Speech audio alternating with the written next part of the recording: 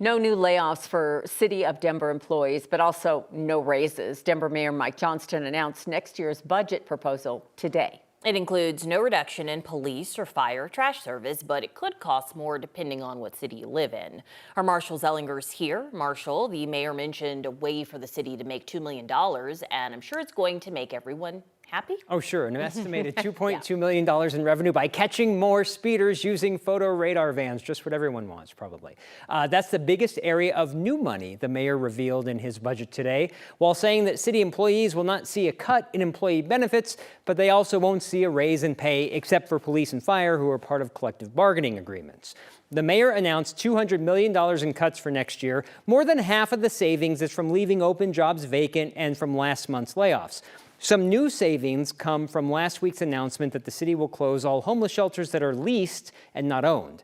The city expects to save money sending out property tax statements on postcards instead of letters, and will save almost $1.5 million by reducing the amount it offers in its Black Friday Rec Center membership sale.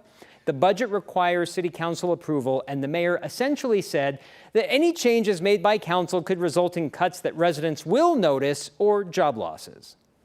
In each of these locations, we have cut to the bone without affecting these core services.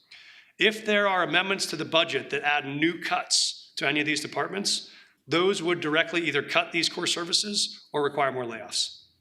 When he talks about amendments to the budget, that's when city council gets involved and could make amendments to the proposal by the mayor. Now, the mayor said there were 29 items that city council requested in the budget ahead of time, and that his budget includes 25 of them.